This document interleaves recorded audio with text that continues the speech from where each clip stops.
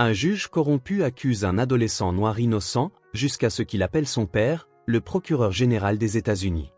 L'air de fin d'été pesait lourd sur les rues de Franklin Heights, le poids humide de la soirée s'installant sur le trottoir craquelé. Les lampadaires clignotaient dans la pénombre, leurs lueurs s'étirant, entraînées, allongées sur le trottoir humide où marchait Isaiah Carter, son sac à dos en bandoulière. Le claquement rythmique de ses baskets sur le trottoir se mêlait au bourdonnement lointain de la circulation, un son familier qui marquait la fin d'un autre long service à l'épicerie Miller. Sa mère insistait sur le fait qu'il n'avait pas besoin de travailler, mais il aimait l'indépendance que cela lui procurait, le sentiment de contribuer à leur petit foyer d'une manière qui allait au-delà du simple fait d'être un élève brillant ou une star de l'athlétisme. Devant lui, le hurlement lointain des sirènes fendit l'air. Isaiah jeta un coup d'œil vers l'intersection et vit une flotte de voitures de police s'arrêter en dérapage, des lumières rouges et bleues traversant le soir comme des traînées électriques déchiquetées. Au début, il a cru qu'il répondait à quelque chose plus loin dans la rue, mais ensuite les policiers sont sortis des véhicules, leurs mouvements brusques, agressifs. Son pouls s'est accéléré. Un instant plus tard, l'un d'eux s'est tourné dans sa direction. « Toi !» La voix a craqué dans l'air, pleine d'autorité. « Les mains, là où je peux les voir. » Isaiah s'est figé, son esprit parcourant les possibilités. Il n'était pas étranger à la façon dont les policiers regardaient les jeunes hommes noirs dans cette partie de la ville, mais il n'avait rien fait de mal. Pourtant, il a légèrement levé les mains, les doigts écartés. « Que se passe-t-il » a-t-il demandé, gardant une voix ferme. L'officier avançait déjà, la main posée sur l'étui de son arme. « Où étais-tu il y a 1 heure ?»« Au travail. Je viens de sortir. » Il a fait un geste vers l'épicerie en bas du pâté de maison, mais le mouvement a semblé déclencher quelque chose chez l'officier. L'homme s'est précipité en avant, a attrapé le poignet d'Isaiah et l'a tordu dans son dos avant qu'il ne puisse protester. Un autre officier se joignit à lui, arrachant son sac à dos de son épaule et le désignant avec une efficacité éprouvée. Un battement, puis la voix de l'officier retentit. « Je l'ai. » Isaiah tendit le cou, la confusion se transformant en panique lorsqu'il vit l'officier brandir un portefeuille marron cabossé, rempli d'argent liquide. « Ce n'est pas le mien. » Sa voix se brisa légèrement, mais il se força à rester calme. « Oui ?» L'officier le poussa en avant, le plaquant contre le capot d'une voiture de police. Le métal chaud transperça sa fine chemise.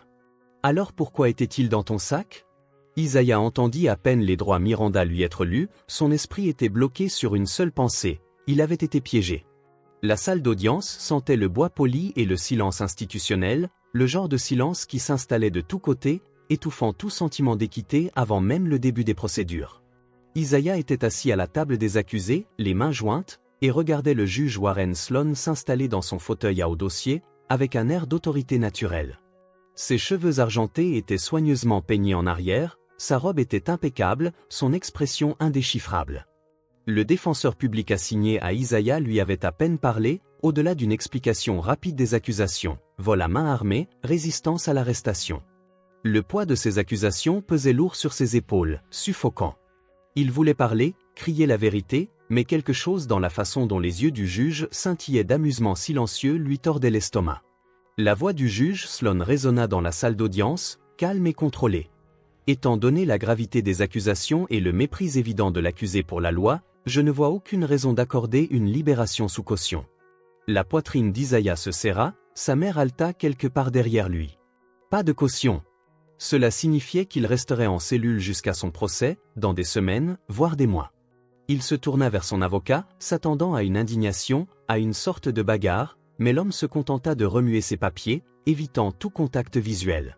Le marteau s'abattit. Décision définitive. Isaiah était enterré vivant dans un système qui avait déjà décidé de son sort. Sa mère se battit, Isaiah savait qu'elle le ferait. Elle visita tous les cabinets d'avocats qu'elle put trouver, passa des coups de fil tard dans la nuit, étudia des documents juridiques jusqu'à ce que l'épuisement l'emporte enfin. Mais toutes les portes auxquelles elle frappa furent claquées avant qu'elle ne puisse entrer. Ce n'était pas seulement une question d'argent, même si cela en faisait partie. Il y avait quelque chose de plus profond en jeu, une force invisible qui veillait à ce que le nom d'Isaiah reste gravé dans les registres des coupables. Tout avocat réputé se retrouvait soudain confronté à un conflit d'horaires, les appels étaient rejetés sans explication. Plus elle se débattait, plus la pression devenait forte. Elle n'avait jamais envisagé d'appeler Jeremiah Carter. Isaiah n'avait vu son père qu'en photo, des images granuleuses tirées d'articles de presse, debout sur des podiums, serrant la main de sénateurs, fixant les caméras avec le regard d'acier d'un homme qui tenait le pouvoir dans sa paume. Jeremiah n'avait jamais fait partie de la vie d'Isaiah, c'était le choix de sa mère. Elle était partie alors qu'Isaiah était encore un nourrisson, refusant de l'élever dans l'ombre de la machine politique de Washington. Elle voulait qu'il soit normal, épargné par le poids étouffant des attentes qui accompagnaient le fait d'être le fils d'un homme comme Jeremiah Carter. Mais la normalité était révolue depuis longtemps. La détention pour mineurs n'était pas un endroit fait pour l'innocence. L'air à l'intérieur était vicié, chargé des règles tacites de survie. Isaiah gardait la tête baissée, essayait de ne pas croiser le regard des autres détenus, mais il ne fallut pas longtemps pour que les ennuis le trouvent. La troisième nuit, une ombre se déplaça dans le couloir faiblement éclairé à l'extérieur de sa cellule. Il eut à peine le temps de réagir que la porte de la cellule s'ouvrit en coulissant, quelque chose qui n'était pas censé se produire si tard dans la nuit. Un garçon plus grand que lui, mince mais solide, entra, le contour de son visage partiellement obscurci par l'obscurité. Isaiah se tendit, l'instinct prenant le dessus, mais avant qu'il ne puisse parler, la voix du garçon coupa le silence. Le juge Sloan dit que vous devez vous taire. Les mots étaient bas, à peine un murmure, mais ils avaient plus de poids que n'importe quel coup de poing. Isaiah ne bougea pas, son souffle devenant rapide et superficiel. Le garçon s'approcha, Isaiah vit le faible éclat métallique dans sa main, puis, aussi vite qu'il était apparu, le garçon s'enfonça dans l'obscurité, la porte de la cellule se refermant derrière lui. Isaiah resta figé, le cœur battant. Il ne s'agissait plus seulement d'une affaire truquée, il s'agissait d'une condamnation à mort soigneusement orchestrée par l'homme assis de l'autre côté du banc du juge. Le juge Warren Sloan ne s'assurait pas seulement de la condamnation d'Isaiah, il s'assurait qu'il ne vivrait pas assez longtemps pour voir le verdict. Et donc, dans le silence glacial de sa cellule, avec le poids de la corruption qui pesait sur lui, Isaiah passa le seul appel qui pouvait tout changer. Il tendit la main vers le téléphone caché et composa le numéro qu'il n'avait jamais utilisé. Sa voix ferme malgré la peur qui l'entourait. « Vous ne me connaissez pas, mais j'ai besoin de votre aide. » Silence. Puis, après un moment qui s'étira insupportablement longtemps, la voix du procureur le plus puissant du pays perça l'obscurité. « Fils. » Les lumières fluorescentes bourdonnèrent au-dessus de sa tête, tandis qu'Isaiah était assis raide sur sa chaise, les poings serrés sous la table. Sa première audience était enfin arrivée et il était prêt à se battre. Le procureur de district est finalement sorti de l'ombre, se tenant face à face avec Jeremiah dans un couloir faiblement éclairé du tribunal. Il n'y avait aucune prétention à la diplomatie, l'avertissement était clair, nous n'étions pas à Washington. Le pouvoir de Jeremiah s'arrêtait aux frontières de la ville, et aucune force fédérale ne changerait cela. Le sourire narquois sur le visage du procureur suggérait de la confiance, mais sous ce sourire se cachait autre chose, la peur. Le genre de peur qui n'apparaissait que lorsque quelqu'un réalisait que l'ennemi à sa porte était plus fort que prévu. Dans le centre de détention, la bataille prit une tournure plus sombre. Isaiah, enfermé et attendant sa prochaine comparution devant le tribunal, avait appris à naviguer dans les règles tacites de la survie. Il gardait la tête basse, évitait les conflits, restait vigilant. Mais à la veille de son audience, l'équilibre changea.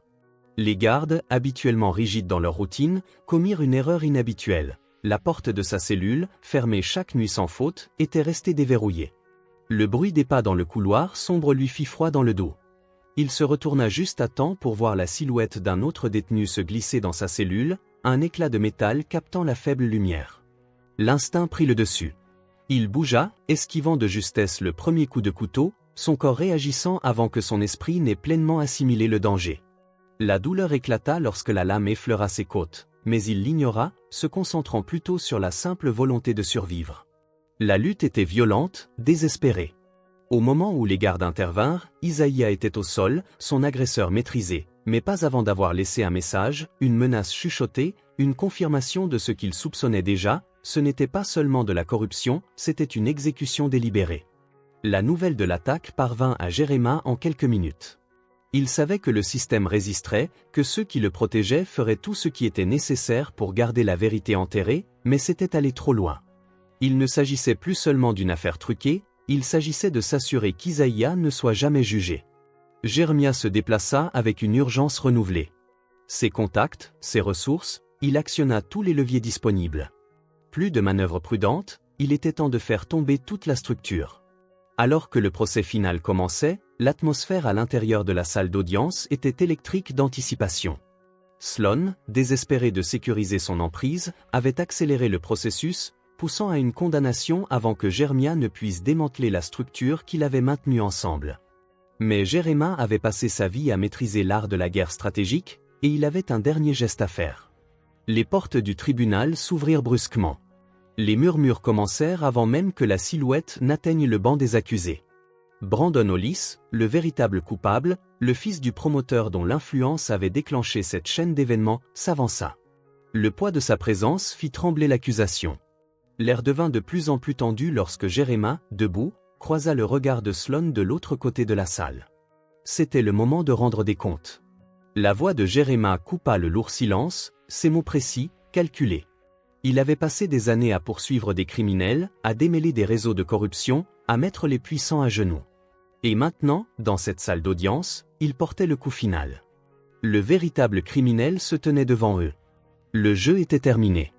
La tension crépitait dans la salle d'audience, un courant sous-jacent agité ondulait dans la galerie, alors que Sloan était assis, rigide, derrière son banc, son visage autrefois si calme maintenant un masque de panique à peine dissimulé. Il refusa de reconnaître les aveux de Brandon Hollis, les considérant comme une manœuvre de dernière minute destinée à faire dérailler la justice. Mais Jeremiah se leva, la voix ferme, son expression ne trahissant en rien le triomphe qu'il ressentait. Il avait passé des années à démanteler des empires criminels, à dénoncer la corruption, à faire en sorte que la justice soit plus qu'un simple mot dans une salle d'audience. Et maintenant, devant le juge qui avait presque volé la vie de son fils, il était prêt à recommencer. Il exposa méthodiquement les preuves, présentant des preuves irréfutables des liens financiers de Sloan avec la famille, des courriels détaillant la subornation de témoins, des conversations enregistrées sur la corruption. Le poids de ces preuves était indéniable. L'accusation vacilla, ses arguments s'effondrant alors que la vérité consumait la salle d'audience. L'explosion se fit rapidement, des murmures emplissant l'air. Les murmures se transformèrent en rugissements, tandis que les journalistes gribouillaient furieusement, les appareils photo allumés. Le procureur, autrefois inébranlable dans sa défense de Sloan, vit son propre avenir ne tenir qu'à un fil. Il changea d'avis, recalcula, puis se retourna contre Sloan avec une précision impitoyable. Il dénonça les actions du juge, feignant l'ignorance, se positionnant comme un homme aveuglé par la corruption. C'était de l'autopréservation dans sa forme la plus pure, et cela scella le sort de Sloan. Les agents du FBI, postés au fond de la salle d'audience, se déplacèrent comme un seul homme, avançant. Leur présence se profilant, l'agent principal sortit un mandat, son ton vif et autoritaire alors qu'il déclarait que Sloan était en état d'arrestation. La salle d'audience sombra dans le chaos.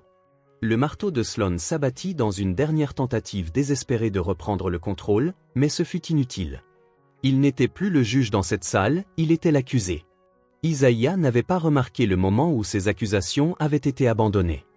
Il était assis, immobile, l'incrédulité le clouant sur sa chaise alors que les mots le submergeaient, libre. Le poids d'une condamnation injustifiée, des nuits interminables derrière les barreaux, d'avoir failli se perdre dans la machine conçue pour l'écraser. Tout commença à s'alléger, morceau par morceau. Sa mère lui serra la main, le corps tremblant. Les derniers mois l'avaient vieilli, gravé l'inquiétude dans ses traits, mais maintenant, ses larmes étaient différentes, soulagement, victoire. À l'extérieur du tribunal, l'air semblait différent, plus léger. La chaleur oppressante de l'injustice s'était dissipée, laissant place à quelque chose de presque étranger, l'espoir. Jeremiah se tenait à côté de lui, les deux hommes observant les centaines de journalistes se battre pour une déclaration. Ils ignoraient le bruit, les flashs des caméras, les questions criées. Il y avait quelque chose de plus lourd entre eux, quelque chose qui ne nécessitait pas de mots. Jeremiah parla enfin, sa voix inhabituellement libre. Il n'avait jamais été là avant, il le savait. Il avait laissé la distance et le devoir s'immiscer entre eux, avait justifié son absence par de nobles intentions, mais maintenant, debout au lendemain de la bataille, il se jura de ne pas répéter cette erreur.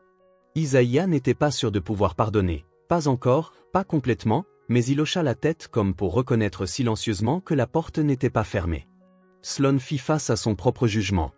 L'homme qui avait exercé le pouvoir en toute impunité était maintenant assis sur la chaise de l'accusé, enchaîné. Sa présence, autrefois imposante, réduite à l'ombre d'elle-même. Le système qu'il avait déformé pour servir ses propres fins s'était retourné contre lui avec une efficacité impitoyable. Son procès fut rapide, sa chute absolue. Chaque manœuvre, chaque pot de vin, chaque dossier falsifié se dénoua aux yeux du monde. Ses alliés l'abandonnèrent, la machine se consuma. Isaïe se tenait au bord de son avenir, son nom n'étant plus un récit édifiant d'injustice, mais un symbole de résilience.